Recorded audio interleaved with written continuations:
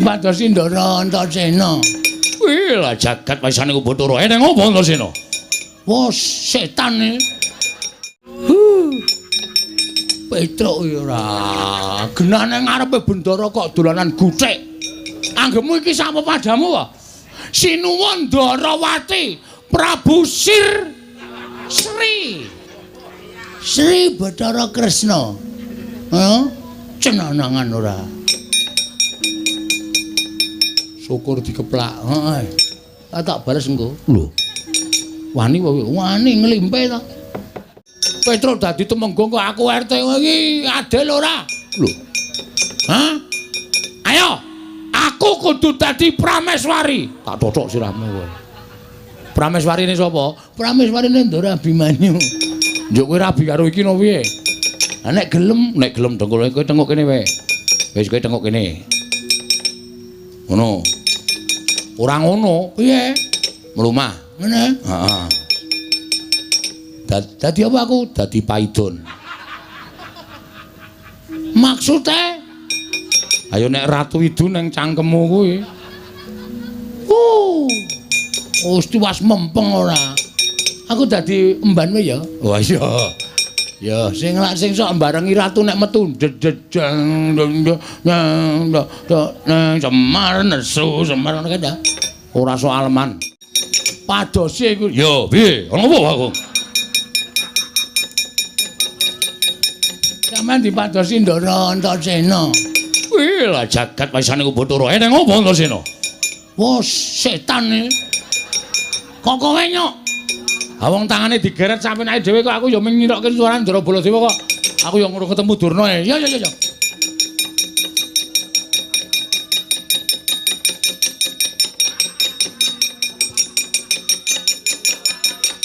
Lho kok Durna kok gawa? Lho kok Baladewa tak gawa? Aku golek Durna, aku golek baleni ya.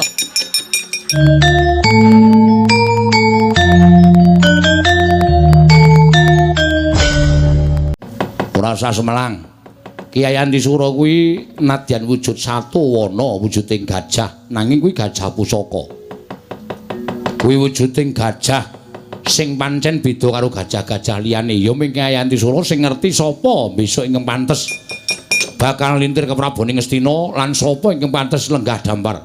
Mula nek nganti mengko gajah Kyai Antisura tekan negara Ngastina nggawa pawongan sapa wae Kakang Pancawala aja nganti duka. Iya Yayi. Pun Kakang bakal ikhlas lahir lan batin ora duwe rasa ngresula. Ya nek ngono dinteni mbuh tekan kapan pokoke kudu ngerti sapa sing pantes dadi ratu ning negara Ngastina, Kang.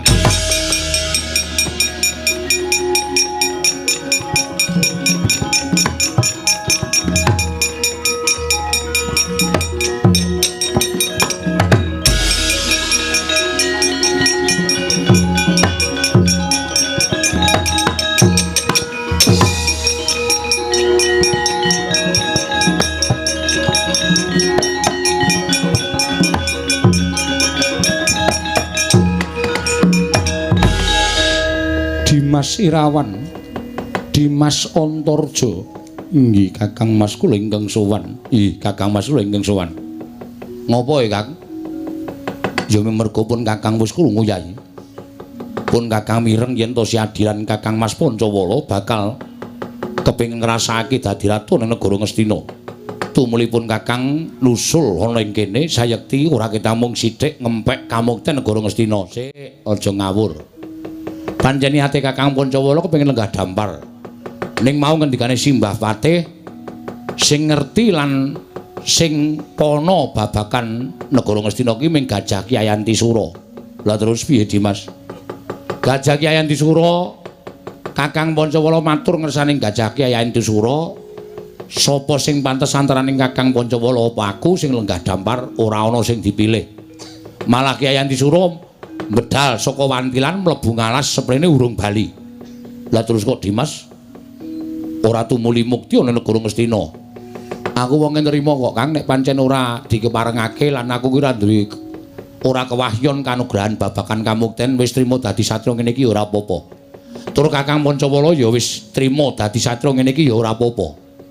Iya Dimas Antarja.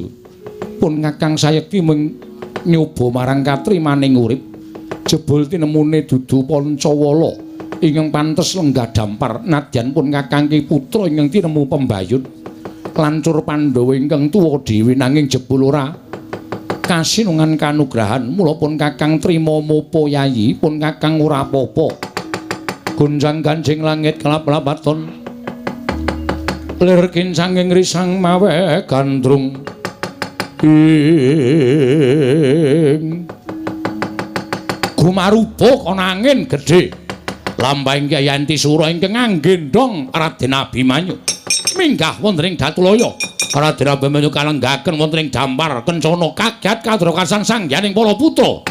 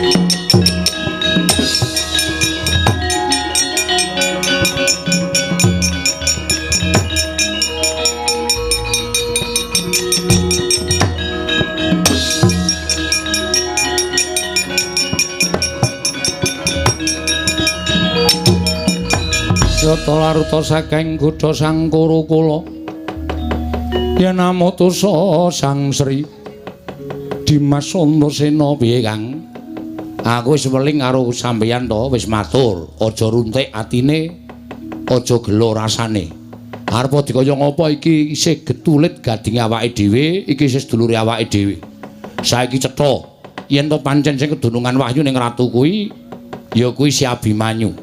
Mula Kakang Pancawala Irawan, Kakang Antarja, Kakang Garukaca dadi seksi. Ya pancen Abimanyu iki witus entuk wahyu ratu ing kuat besok bakal lenggah dampar ke Prabuning Astina. Saora-orane turune si Abimanyu, Kang.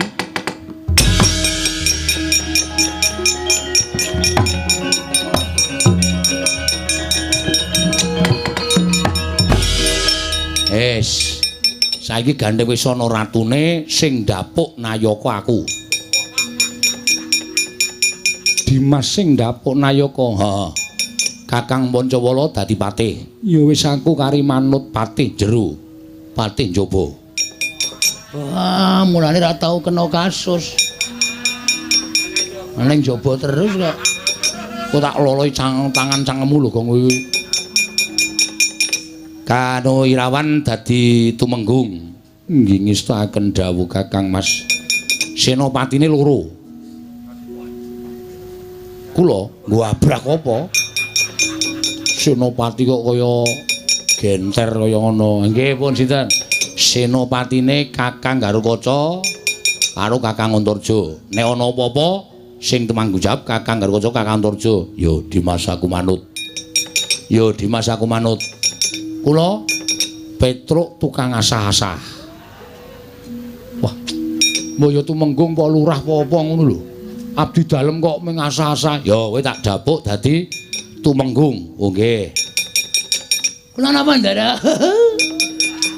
Saora-orane mesti aku paling ora ya banyak dalang samunggaling ya, Truk. Ora ana pase banyak dalang ki ming anu ming apa jenenge? Kula napa ndara? Kowe RT. Oke, ora masalah. Tak gawe angel nek do gawe KTP. Gawe KTP ra nggo cap RT tidak laku. Ya ora ngono kok. Ora ngono piye? Kabeh do dadi senopati patih. Petruk dadi tumenggung kok aku RT iki adil ora? Lho. Hah? Ayo. Aku kudu dadi prameswari. Tak cocok sirahmu kowe. Prameswarine sapa? Prameswarine Ndara Abimanyu. Njuk kowe rabi karo iki no piye? Lah nek gelem dengkul kowe tengok kene wae. Wis kowe tengok kene. Ngono. Ora ngono, piye? Mlumah. Ngene. Heeh. Dadi apa aku? Dadi paidon. Maksudnya? Ayo nek ratu idu nang cangkemmu kuwi. Gusti was mempeng ora. Aku dadi emban wae ya. Wah iya. Ya sing sok mbarengi ratu nek metu nang Semar nesu Semar ngono kan. Ora soal man. Wis ngono wae. Kowe pokoke engko dadi apa-apa sakarmu kuwi seksi sibuk, Gong. Oke. Ayo, Mas Senopati orang malang kerik ning ngarepe ratu. Yo, Bagong. Nah, ngono sopan dikit kenapa sih? Wis yo Kang, pokoke aku pati njero, aku pati njaba, Kakang Pancawala pati njero. Terus Sirawan Tumenggung senopatine Senopati Antarja, Senopati Galukaca. Yo Dimas aku mengkari manut. Pokoke sapa sing arep ngagro-agro lenggahing adiku Abimanyu ning negara Ngastina, Senopati kudu tata-tata samapta ing gati saweging diri. Yo Dimas, wis to dawuh.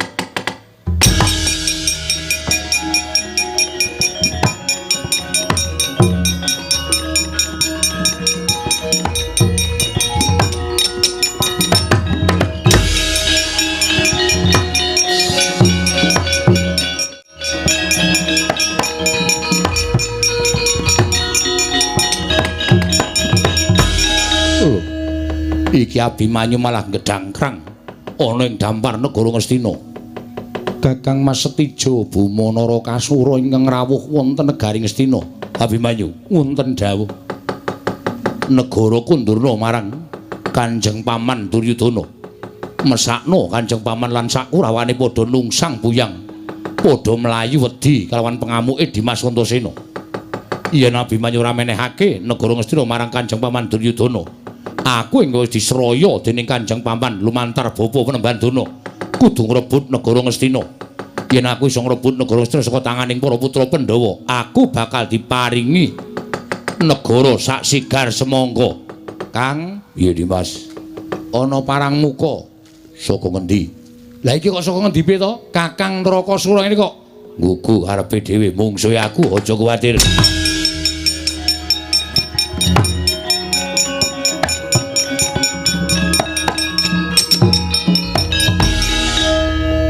Kakang Setijo, Gatotkaca piye? Ngerti yo, iki Senopati negara Ngastina. Raden Gatotkaca. Lho, wis ndapuk Senopati, ora ning kene papane rembugan. Menyang endi? Ning jaba. Babu Yayi.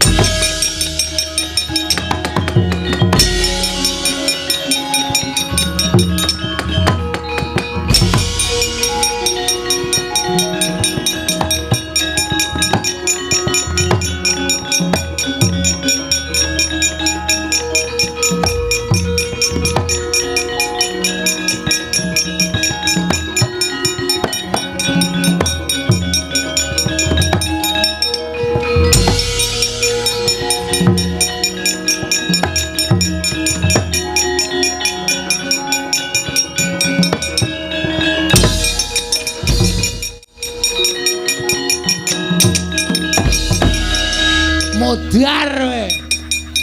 Adae ra lunga. Gena ana bos datang kok malah medengus nang kono. Petruk ya ora. Genane ngarepe bendara kok dolanan guthik. Anggemu iki sapa padamu wae? Sinuwun Ndarawati Prabu Sri Bathara Kresna.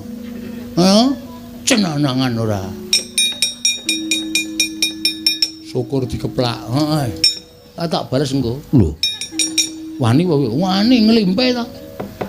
Wajake tuwa Bagong karo Kresna. Abimanyu wonten dawuh. Antasena, piye Pakde? Pancawala wonten dawuh. Aku ora maido kaya ngapa to kadrenging rasamu nggonmu kepengin saben putra Pandhawa kuwi mesti padha kepengin lan kepi kumajan iku kepengin lenggah dampar negara Ngastina. Merga wis padha ngerti saka piyai sepuh yen Ngastina kuwi darbeking para Pandhawa ning ora kaya ngene iki carane. Aja kaya ngene iki. Siji, kowe mbedah negara Ngastina kuwi dadi kapitunaning para Sata Kurawa lan Kyai Prabu Duryudana padha keplayu. Saora-orane jejereng sastra wirang.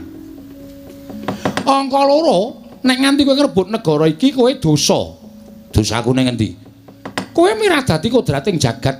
Kodrating jagat sing endi, Pakde? Lho, Ngastina ki sesuk baline kudu nganggo perang gedhe Bratayuda Jaya binangun. Mongko tanpa perang gedhe kuwi para Kurawa ing watak Angkara Budi Candala bakal ndrebala ngebaki jagat. Mongko Pandhawa wis dinutus dening para Jawata minangka utusaning adil mbrasta Angkara murka. Yen ngono kowe seneng, yen Angkara kuwi ngebaki jagat, jagat iki kobar, panas merga Angkara ora iso disirep dening para Pandhawa. Ora. Lah iya mula nek tumindak apa-apa ki taran karo wong tuwa rasa kepenake dhewe kaya ngono. Abimanyu, wonten dawuh. Mudhun, inggih. Ngestaken dawuh nyuwun pangapunten. Kula wau kula mboten kanthi kasengaja dipun saut kalian Gajah Antisura dipun lenggaken dampar. Lah Antasena kowe iki rebut negara areng apa? Nuruti Kakang sapa? Kakang Bagong Brek. Gong ora. Wis meneng to kuwi linggo wis miring. Nggone cupet e. Ha ya rasa-rasane kok ngono ora. Kakang Pancawala. Pancawala wonten dawuh wae. Ya bener kowe iki tiba pembayun.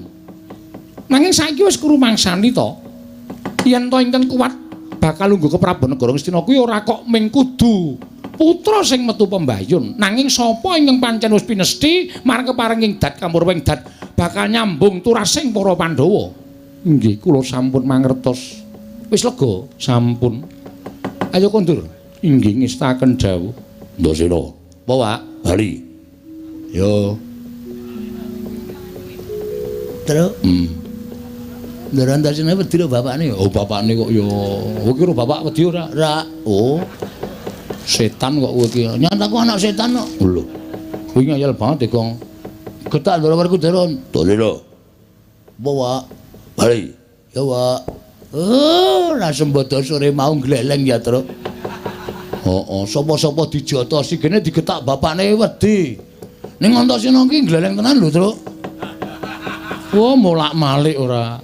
Sapa sing ngomong gak keplaki sirahe kene? Ora kok, Den. Damai. Damai-damai dengkulmu mlocot ki ora. Ya pangestoke dawuh. Kakang Montorjo kon bali. Ya. Wah, Abimanyu wonten dawuh. Kakangmu Gatotkaca nendi? Ing kala wau wonten mriki nanging sareng wonten rawuhipun Kakang Stijo Bumanara Kasura. Kekalipun sami abenajeng wonten ing alun-alun. Lho, Stijo tekan kene? Inggih, Wa. Napa? Badhe nyuwun negari Ngastina. Pawadane apa Stijo anakku njaluk negara Ngastina? Dipun dawuhi kaliyan Eyang Durna ngendikanipun badhe dipun paringi negari Ngastina ingkang sepalih. Cah goblok tenan kok.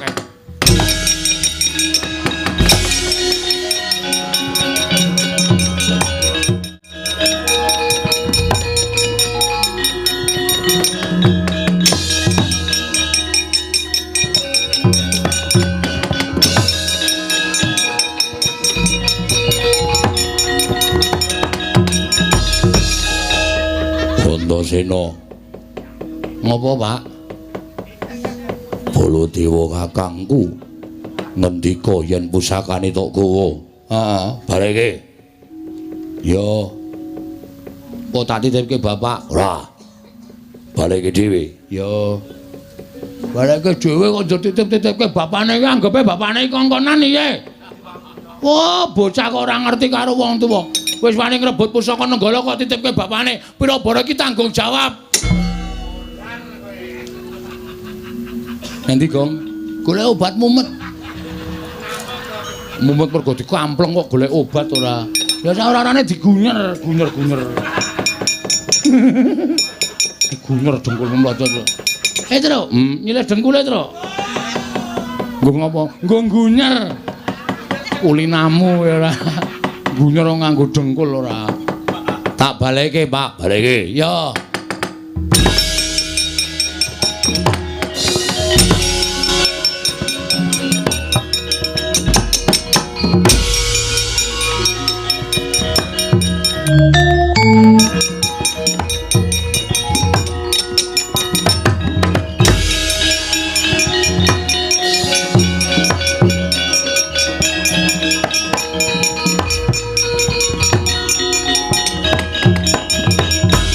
Lho.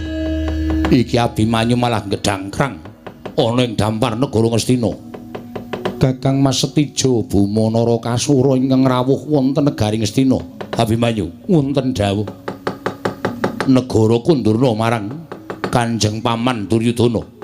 Mesakno Kanjeng Paman lan sakurawane padha nungsang buyang, padha mlayu wedi kalawan pengamuke Dimas Antasena.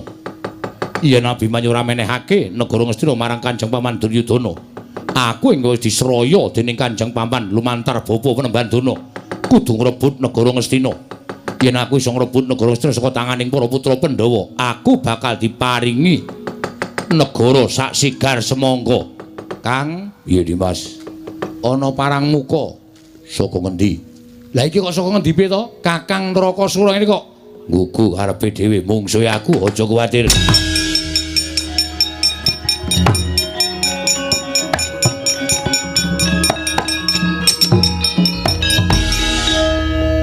Kakang Setijo, Gatotkaca piye? Ngerti yo, iki senopati negara Ngastina. Raden Gatotkaca lho wis ndapuk senopati ora ning kene papane rembugan menyang endi ning jaba babu yayi.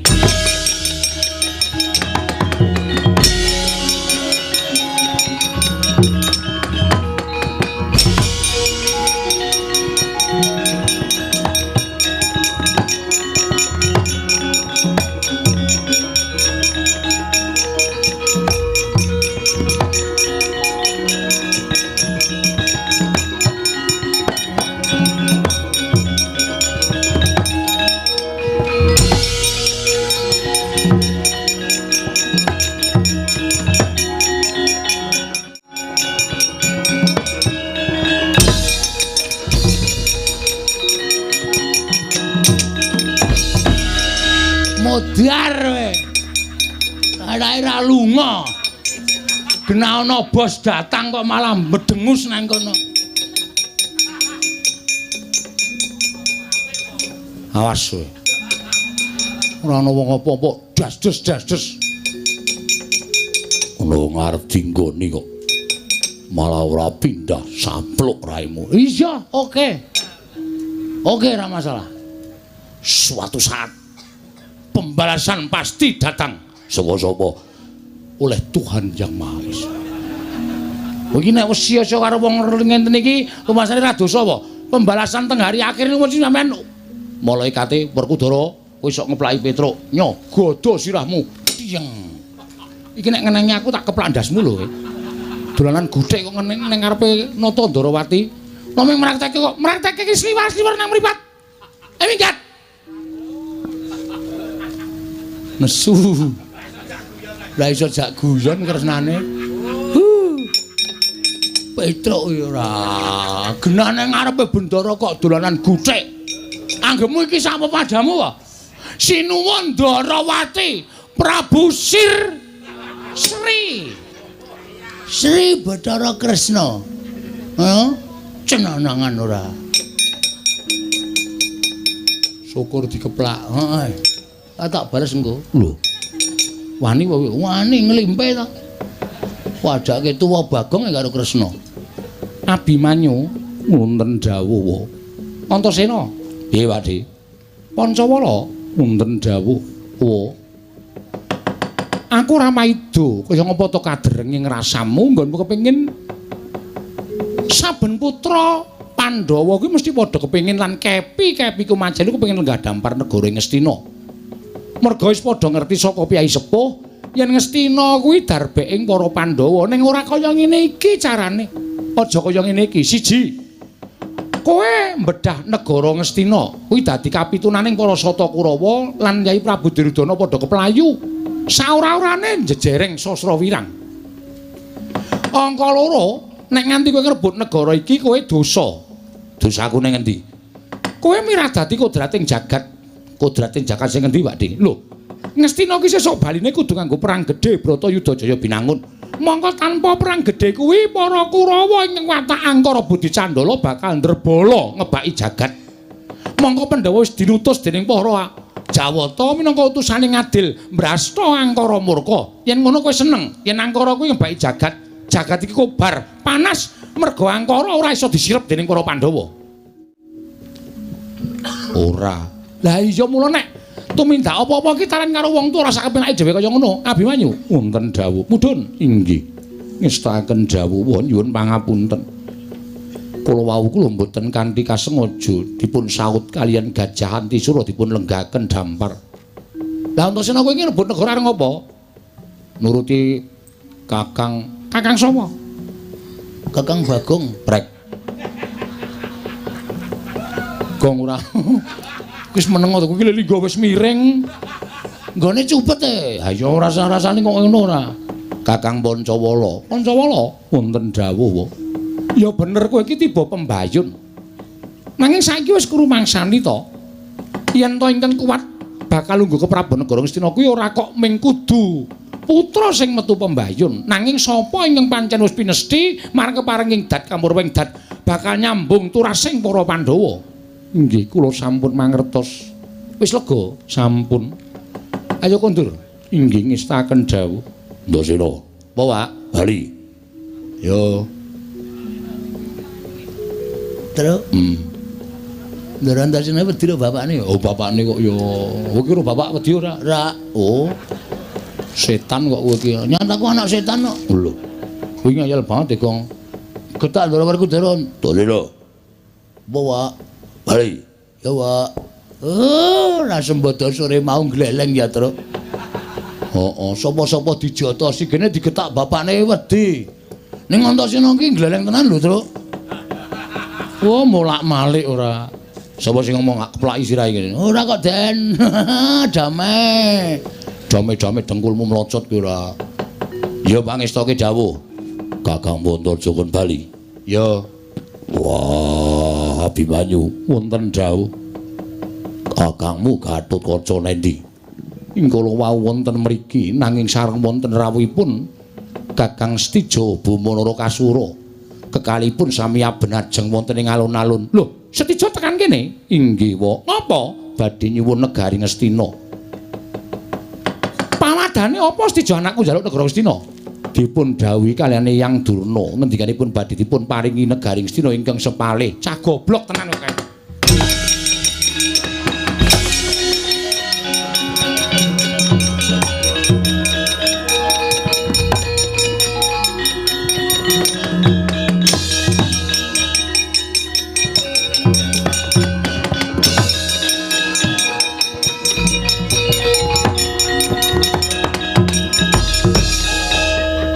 Antasena.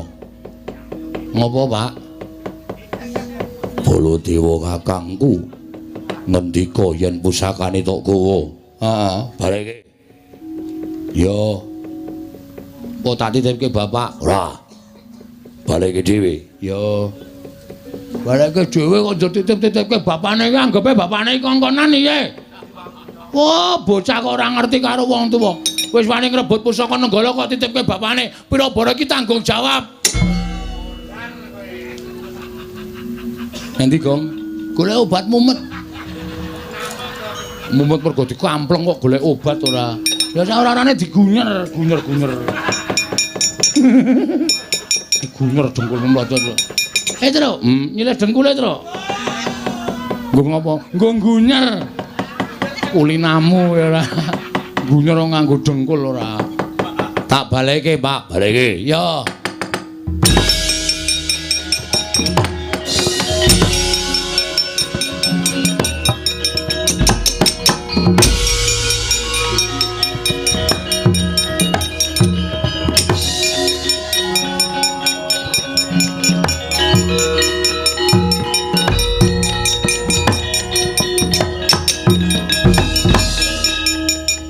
Senopati Ngastina Raden Gatotkaca rasah dadaku kan gunung tanpa guna. Ngastina bali darbeing Paman Duryudana aku entuk separone negara Ngastina. Ayo jajaran Gatotkaca pecah diadamu. Wah.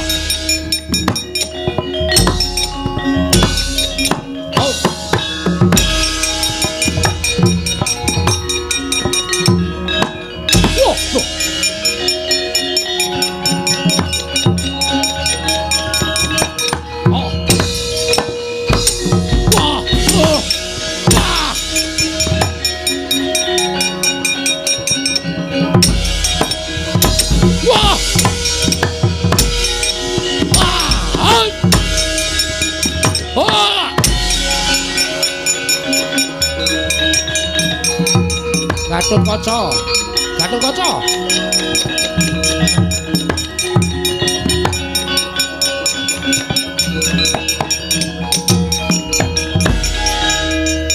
Stijo wonten timbalan. Cubluk ing nalar cingkranging samu barang ku ya kowe. Lha pun kados pundi paduka paring dawuh mekaten. Lho, kose ta? Kok kowe kok percaya karo Begawan Durna? Kowe ngrebut negara Ngastina saka tangane si Pancawala Antasena, kowe arep diwehi negara Ngastina separo ngono. Eyang Durna ngendika mekaten. Kosek ta? Selagine wong tuamu Kresna ingkang srawung karo Begawan Durna kuwi luwih suwe tinimbang kowe. Aku sithik wae ora percaya karo Begawan Durna. Lah kok dadi anakku lanang gampang men diapusi? Nek nganti kowe mengko diparingi negara Ngastina separo, wis kowe nyuwun apa karo Pun Rama? Tak paringi, Nggir. Tak paringi. Ning yen nganti mengko Durna Cidra ngubaya, tegese ora nyata ucape Begawan Durna. Traju Tresna tak jaluk nang panguwasaning Ndrawati. Sampun ngaten Rama, ayo bali. Ih, ngestahaken dawuh.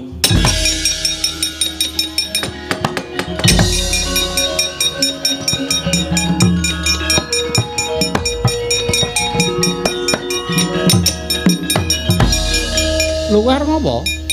Balekke pusaka. Truk, Nun. Goleke Durna. Teng pundi? Wis kowe goleki ora ketemu tak ajar kowe. Waduh, cilaka iki. Suwe iki. Iso tekan setengah 6 ki kok. Aku ora ngerti Durna endi, Gong. Nun. Goleke Siwa Mandura. Sudi. Lho. Tak ajar kowe. Sing akon ngantil aku mau sapa? Hah? Bareng bal ngantem kok terus kowe kongkonane anggepe aku ki apamu? Ora sudi aku. Lho, wani karo Antasena. Ora, ning aja ngono kowe. Iki kaya ya wong ora wani mbok ya menyang. Wela. Sing tuwa melu ngecak. Lah kowe iki ngayal kok. Ngayal apa? Aku lho bar dikampleng e. Antasena ya aja ngono wong Bagong ki wong tuwa kok tok kampleng. Ya wis ngene wae, malesa ning kuwi goleki Siwa Mandura. Wis gawe males, nyo males nyo. Emoh. Malesa ora apa-apa, aku ora pasang walat. Nan? Yo. Asli lho iki? Tenan. Piye? Sakarepmu. Piye, Mas? Sakarepmu. Wis gawe malesa. Pisan bae tuk ngono terus goleki Kokopra anu Siwa Mandura. Ngapusi kaya. Engko bales kowe ketara kedap-kedip. Mripatke sapa wae kedap-kedip. Nggih wis. Nan? Iya. Aduh, saya. Ya. Nggih wis to, engko iki wektune slantek.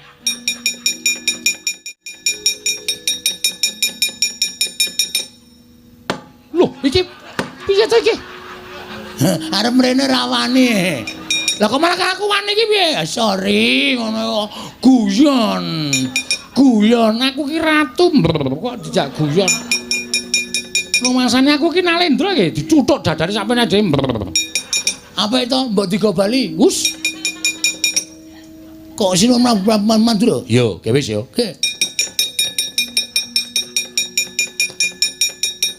Wis kono dirampungi. Yo. Dirampungi Dimas yo.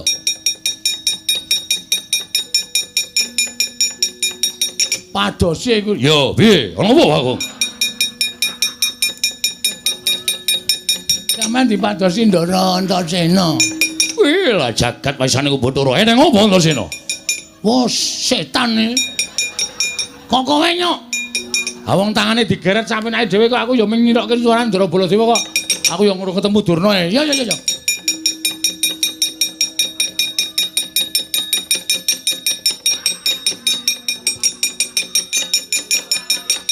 Lho, kok Durna kok gawa? Lho, kok Baladewa tak gawa? Aku goleki Durna, aku goleki baleni ya. Kae lara rampung selak padang malain.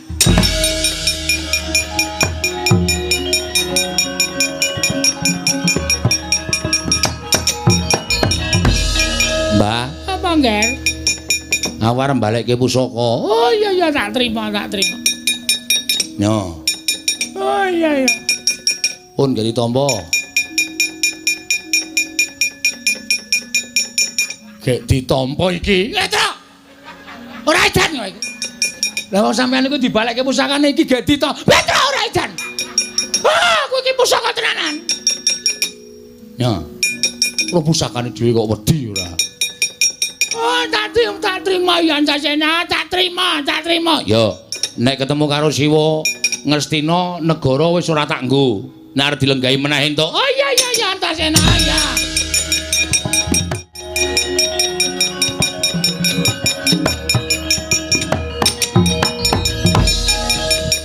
Mboten nonton e. Sapa? Kang Wa Mandura. Lah kuwi apa? Oh, ora omong-omong. Iki ngopo Bagong kok nesusunya apa? Tak goleki. Ya aku wis tekan kene. Nggih ampun dadi Ngundurke pusaka, Pakde. Pusaka apa? Lho, Pakde rumangsa kelangan pusaka ora? iya nenggala Tak kundurke. Yo. Sone nek nggunakake nenggala ora ngawur. Yo. iki mergane wae. Oh, tak cocok siramu modar kowe. Kene ya dawa dira pusakane dhewe ya, Tru. Ndekno nek wis nyekel pusaka. Iki pitike sapa mlebu perkara aku iki? Ora ana Baladewa kok ngrembug pitik kowe. Wis diasta. Yo, tak trima. Ngastina tak kundurke, Pakde. Yo, tak trima Antasena.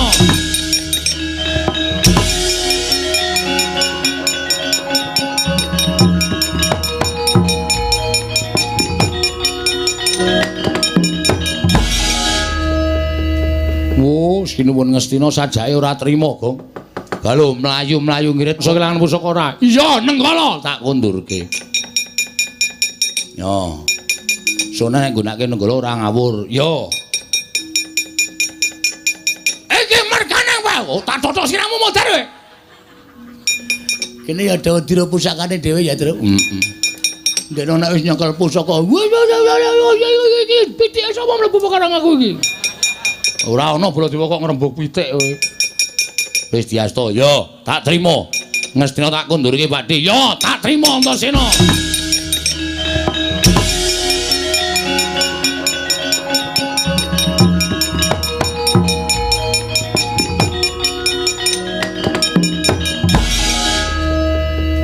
Oh, sinuwun Ngastina sajake ora trima, Gong. Galo mlayu-mlayu ngirit para sata Kurawa. Dendam karo Ndara Antasena, Ndara Pancawala. Matur Ndara Werkudara. Yo.